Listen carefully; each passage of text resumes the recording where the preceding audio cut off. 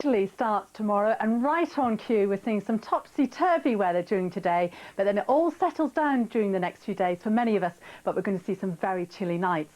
Now last night, very unsettled weather, quite wet weather across Northern Ireland and Scotland, one or two spots seeing 1, even 2 inches of very heavy rain. And that heavy rain is going to continue to move southwards across England and Wales as we go through the rest of today.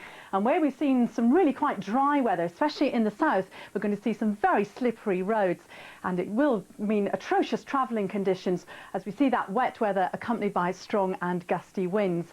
So for much of this afternoon we're going to see a lot of rain across England and Wales, some sudden downpours giving us those tricky travelling conditions, and that heavy rain still over parts of eastern and central England as we go into the evening rush hour. But behind it, drier, brighter weather with some sunshine, but very cool indeed, and a rash of showers across Northern Ireland, central and northern Scotland. Now some of those showers heavy and thundery, possibly with some hail and even some snow over the highest Scottish mountains, and that really does indicate how much cooler the air is becoming as we see highs of just 12 to 16, much cooler than of late, but actually not too bad for this time of the year. And perhaps in the next hour or so we'll still hang on to temperatures in the low 20s in the southeast, but those plummeting as we see the heavy rain coming in.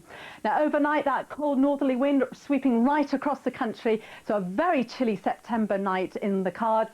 We'll see a local ground frost in many rural inland spots, and that's how it's going to stay for the next few nights. It's pretty chilly all in all, particularly along the spine of the country, where we'll continue to see a local ground frost. Now tomorrow, all change. We see that cold front moving snappily away into Europe, the high starting to build in from the west. So in the morning we'll see a few windward showers around, but it will be dry and bright after that chilly start for many, some sunshine around. And as we go into the afternoon, it'll start to settle down from the west, with many of us ending up the day dry and bright with some sunshine, but still some blustery showers in northeast Scotland, but much colder in that wind, temperatures 12 to 18 degrees.